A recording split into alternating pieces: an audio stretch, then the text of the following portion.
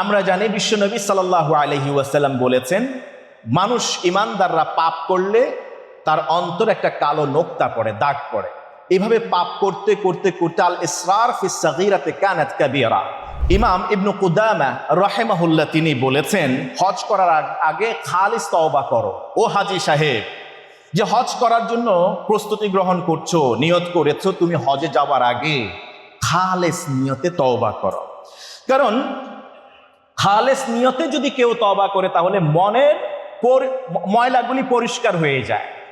আমরা জানি বিশ্বনবী সাল্লাল্লাহু আলাইহি ওয়াসাল্লাম বলেছেন, মানুষ ইমানদাররা পাপ করলে তার অন্তর একটা কালো নোক্তা পড়ে, দাগ পড়ে।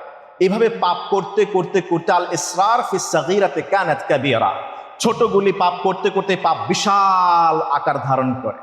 একটা দেয়াল তৈরি করতে গিয়ে প্রথমে একটা ইট দেয়, এরপরে এটার উপরে ইট দিতে থাকে, আশেপাশে ইট দিতে দিতে দিতে বিশাল এক দেয়াল হয়, প্রাচীর হয়, অট্টালিকা হয়, আকাশচুম্বী গগন বিদারণ এমন কোনো প্রাসাদ তৈরি হয়ে থাকে। ওই একটা দিয়ে শুরু হয়, ছোট ছোট বালিকণা, বিন্দু বিন্দু জল। এটা আমরা জানি এই গল্প।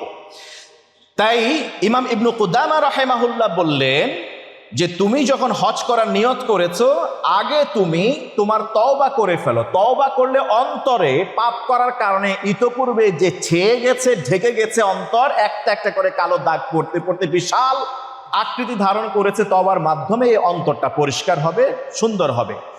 হজ পাপ মোচন করবে যদি তুমি তার আগে তোমার তওবার মধ্য দিয়ে আগের পাপগুলি মোচন করে নাও।